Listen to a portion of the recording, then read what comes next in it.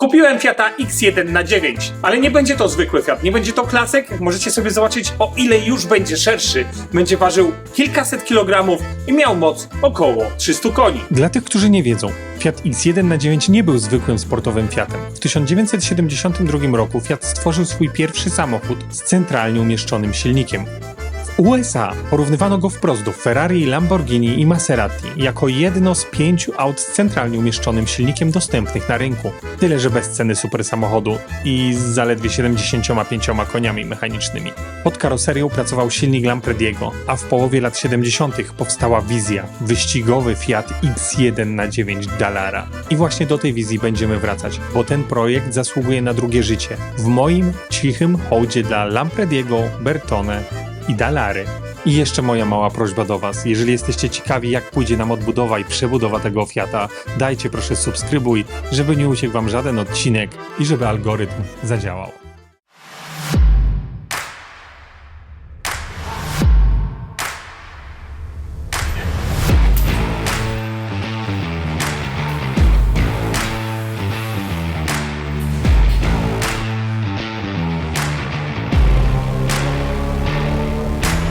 Słuchajcie, no i przywieźliśmy X-a do miejsca, w którym on będzie powstawał. Janka już kojarzycie z naszego projektu 1000 koni. No a w tym momencie będzie robił całą blacharkę. Podoba Ci się? Bardzo. Ja wiem, że wybraliśmy bazę taką, która no może nie jest najdoskonalsza, ale właśnie o to chodziło, żeby ktoś nie zarzucił nam, że potniemy klasyka. A będzie to całkiem inny samochód. Te błotniki, cały przód, tamten błotnik, tył też naokoło, to wszystko wyjeżdża z tego samochodu. Mamy już wybrany silnik, ale jeszcze Wam go nie zdradzimy. O tym, jakie projekty robimy, możecie być pewni, że będzie turbo. No ale więcej nic nie powiemy, nie? Powiedz mi, jak się na to zapatrujesz? Podoba Ci się baza? Zobaczymy, ile zostanie po piasku. Piasek robimy końcem miesiąca. Musimy go ładnie rozebrać. Tak naprawdę chyba podstawić tu kontener i śmietnik jakiś, nie? Tak jak mówiłem, kontener musi tu wlecieć. Patrz, na młotek jest. Do prac blacharskich. Będzie jak znalazł. Ale profesjonalny. O, popatrzcie tutaj. Popatrzcie tutaj odnośnie naszej bazy. Tak wygląda nasza baza. Ale tego nie będzie. To jest nam w ogóle niepotrzebne, bo w tym miejscu będzie prawdopodobnie interkuler. Ty jak tak mówisz, to tak będzie. No. Ale będziesz musiał pewnie klapę zrobić z laminatu. Chociaż klapa będzie, to będziesz musiał ją przerobić. Nie strasz mnie. Klapa będzie, będziesz musiał ją przerobić. Tutaj też będzie duży spoiler. Taki wielki. Więc trzeba będzie to jakoś wykombinować, żeby... Albo wyloty powietrza zrobimy tutaj. Zobaczymy. Tak.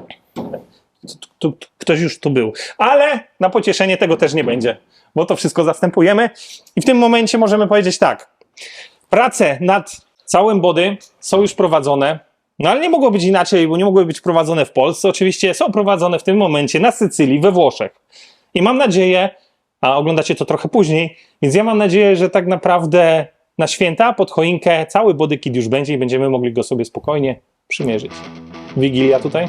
Pasterka. Wszystko jasne. No to co, Janku? Na podnośnik rozbieramy i do piachu. Tego nie musisz kamerować. Jak kamerzysta na weselu.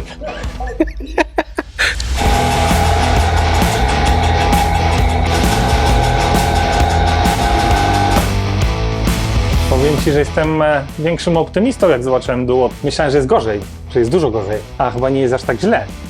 Znaczy, patrzymy na punkty konstrukcyjne, nie? Bo wiadomo, że podłoga, no to tam różnie może z nią być i tak pewnie będzie wymieniana. Tutaj jest wielka dziura. Ja Ale- bym tak jeszcze nie chwalił. Nie chwaliłbyś? Po piachu zobaczymy, nie? Ale wydaje mi się, że zobacz tutaj, nie jest tutaj tak źle. No, plus jest taki, że jest. To są rury, słuchajcie, bo no silnik mamy centralnie, tak? Centralnie w tym miejscu. Więc cały układ chłodzenia idzie do przodu. Zobaczcie, i to jest chłodnica, jest lekko pod kątem. Z tej strony będzie lepiej widać. Tu macie chłodnicę. No i to jest jakby chłodnica do tego całego silnika, więc umiejscowienie będzie dalej to samo chłodnicy. Pewnie gdzieś tam trzeba będzie zrobić chłodnicę oleju, ale to weźmiemy pewnie z boku, z któregoś błotnika, bo jest tam miejsce. Są tutaj wloty takie. Pomiędzy przykład- drzwiami, nie? Tak, na przykład w tym miejscu mamy wlot, z drugiej strony jest tak samo, więc jeden wykorzystamy na chłodnicę oleju. I ile szersze to body będzie? Trochę szersze będzie. Nie wiem dokładnie ile. Ja myślę, że 10 cm przynajmniej. Tylko lepiej. Tam koła, z tego co wiem, 10 cali ET0. pasuje. No dobra. Zrobi się. No i to. Jak wjechało, to i wyjechać musi. A teraz czas na mniej romantyczną część tej historii. Zabieramy się za rozbieranie naszego egzemplarza i tak, ktoś mógłby pomyśleć, że to szybka robota, ale prawda jest taka, że ten samochód i tak był już mocno niekompletny.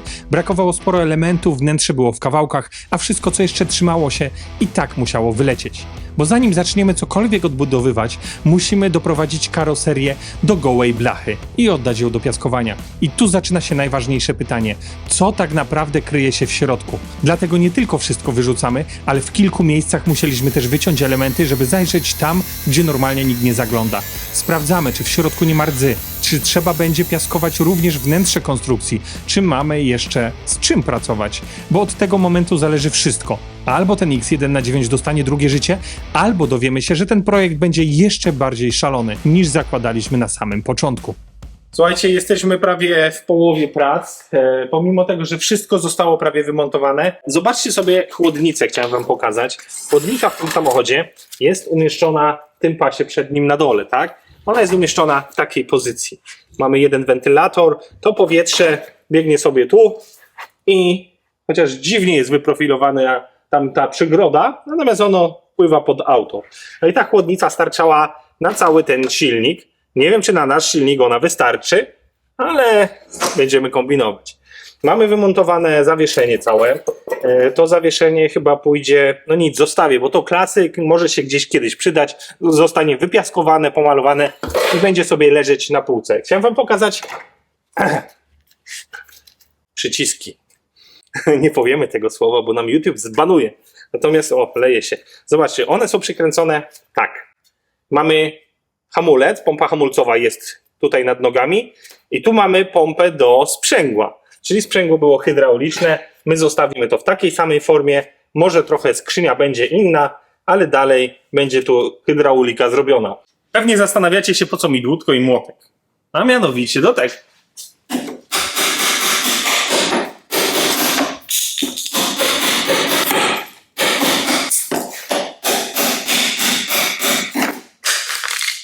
Słuchajcie, no ktoś tu był, nie widać, ale ja się tym nie przejmuję, bo tego i tak w naszym aucie nie będzie. Decyzja była taka, że wycinamy wszystkie błotniki, progi, całe to jakby zewnętrzne poszycie idzie out. Natomiast do tego wszystkiego Janek stwierdził, że ma dostęp. Zaraz go przepytamy. Został wycięty tylko próg, kawałek tam dołu. Jeszcze wam nie zdradzę, ale dowiecie się w dalszej części filmu albo w następnym odcinku, co to tak naprawdę za gość. Generalnie chodziło o to, żeby zapewnić dostęp do wszystkiego, co jest pod spodem. Tu błotnik już odpadł sam, ja tylko wyciąłem mu samą końcówkę, także tu wszystko słupek, a nad kole można elegancko wypiaskować.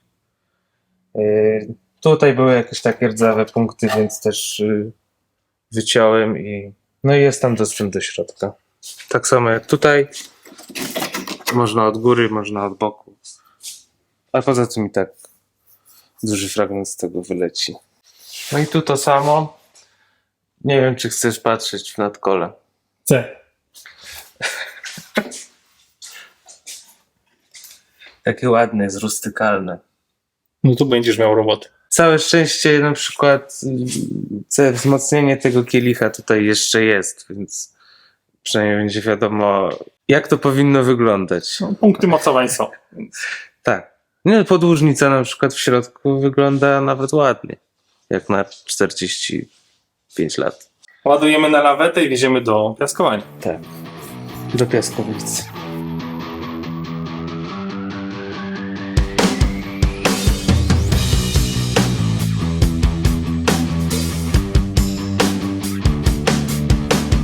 A gdy nadwozie było w piaskowaniu, my nie próżnowaliśmy. Z Kazimierzem dogadywaliśmy techniczne detale, silnik, moc, no i oczywiście jakie hamulce wybrać, bo sama moc nie wystarczy, jeśli nie masz czym jej wyhamować. Okej, słuchajcie, my dumamy z Kazimierzem nad hamulcami, bo od tego zaczynamy. Skoro jest mocniejszy silnik, to trzeba czymś hamować, no to zawsze tak jest. Więc w momencie, kiedy auto poszło do piasku, mamy wszystkie części rozebrane. Tutaj mamy stare zaciski z X-a, czyli mniejszy tłoczek, 48 chyba, tak? Tak, 48. Natomiast bardzo fajna rzecz, bo są aluminiowe, lekkie. System co prawda bardzo oldschoolowy na takich prowadnicach, które wiecznie śniedzieją, przez to, że pracują na aluminium. No ale niestety tłoczek jest dość mały i raczej nieprzerabialne tak łatwo. Zresztą też kwestia doboru ewentualnych klocków. Tutaj są takie klocki jak Polonez, duży Fiat miał dawniej, więc nie ma dobrych mieszanek tak naprawdę do tego kształtu klocka. Coś by trzeba było kombinować.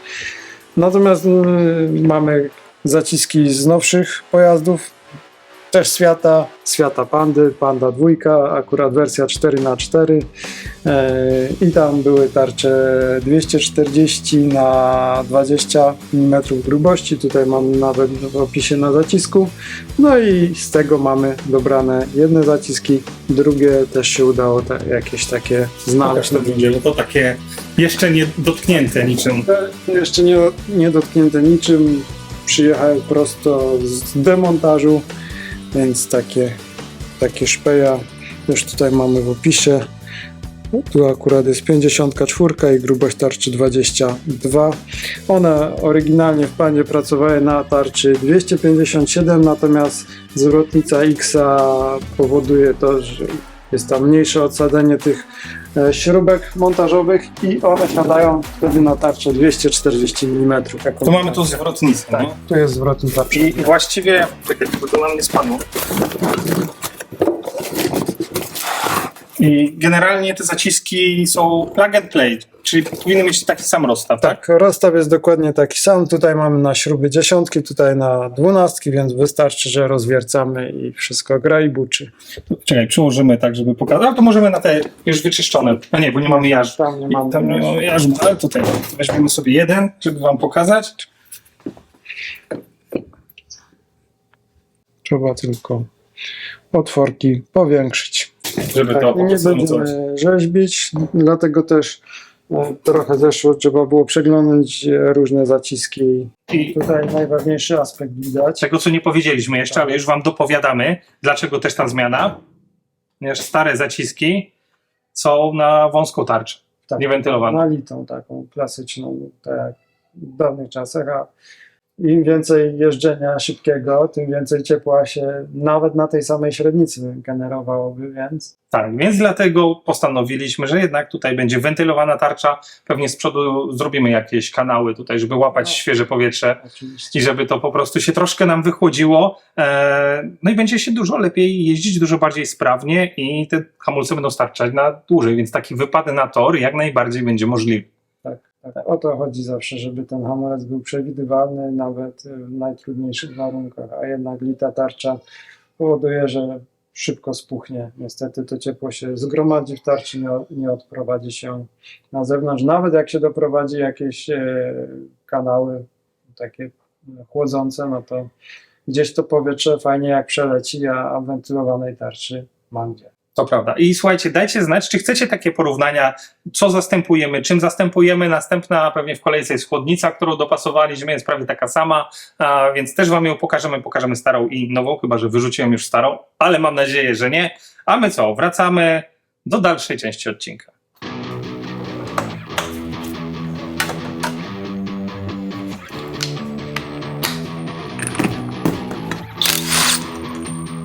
W końcu X wrócił z piaskowania i nie ukrywam, to był najbardziej stresujący moment jak do tej pory, bo dopóki auto było w podkładzie i brudzie, mogliśmy tylko zgadywać, co kryje się pod spodem. Piaskowanie nie wybacza. Tu nie da się nic ukryć. Albo blacha jest zdrowa, albo zaczynają się schody. Dopiero teraz zobaczymy, czy baza pod ten projekt naprawdę nadaje się na drugie życie.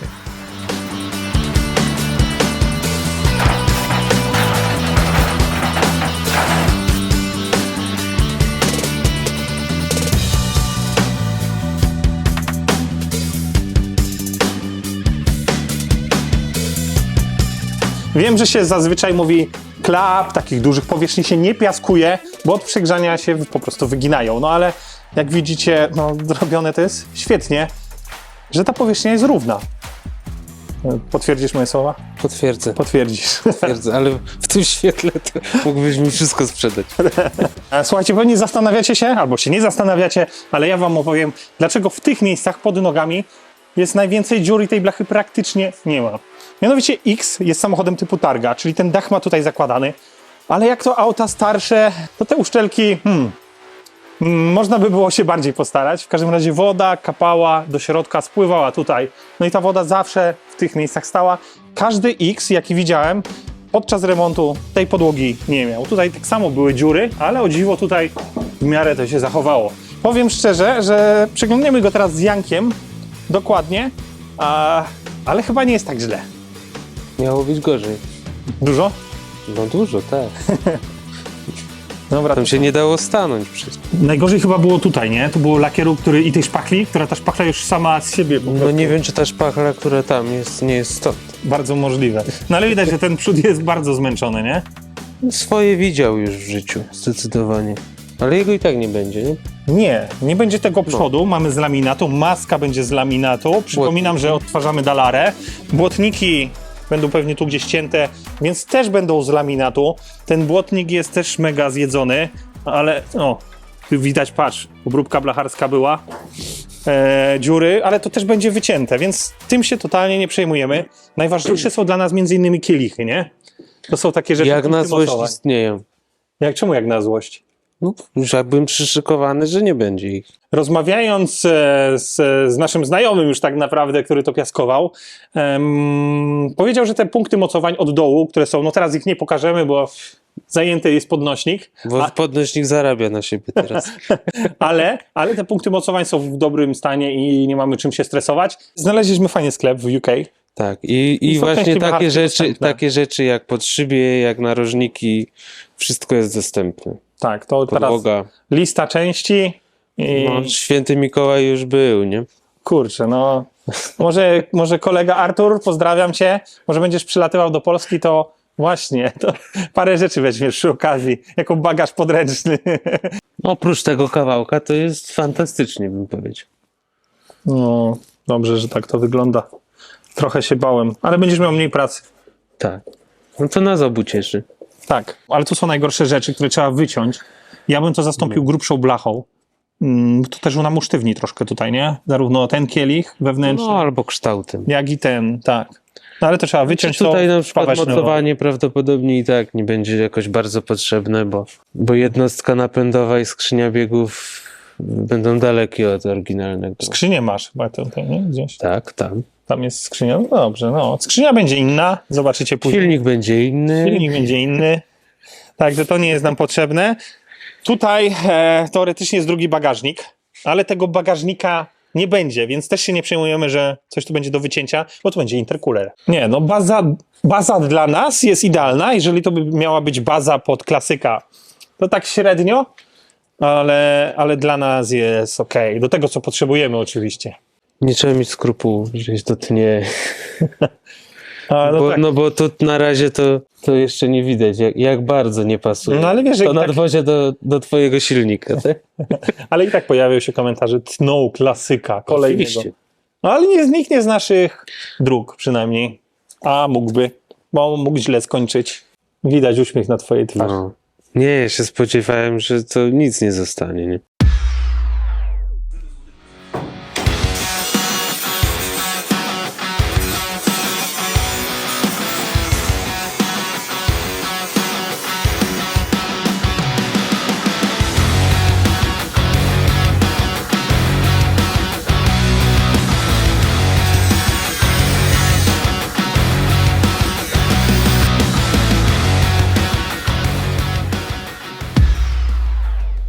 Montujemy silnik.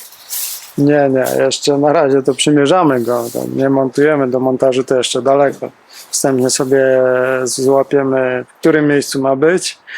Wykonamy z prawej strony łapę customową pod T-Jetta. No, z lewej może się uda wykorzystać sery, znaczy z lewej. Na środku tą taką podłużnicę można nazwać pod silnik skrzynię. Może się uda wykorzystać oryginalną, a z lewej też zrobimy drugą poduszkę, łapę customową, żeby silnik nam mógł spokojnie napędzać i przenosić to na budę, a nie tylko wyrwać się z mocowań. No bo plan jest taki, żeby zrobić customowe łapy z tego względu, żeby zachować podłużnicę seryjne i nie ciąć tego samochodu dalej, więc spróbujemy to zrobić tak, żeby w standardowe miejsca ten silnik był przykręcany. Dokładnie tak. No to co? Do dzieła.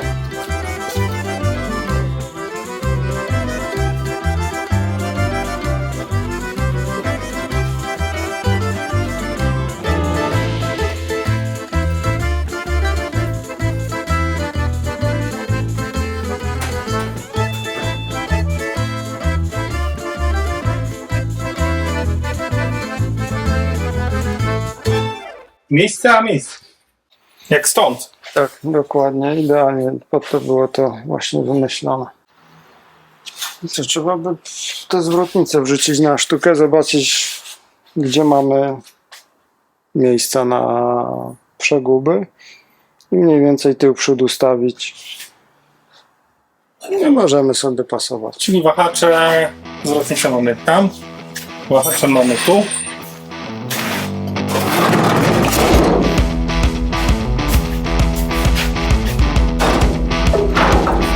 Już po pełnej regeneracji widzę. Staruszek podziałał. Wypiaskował, pomalował. Bomba.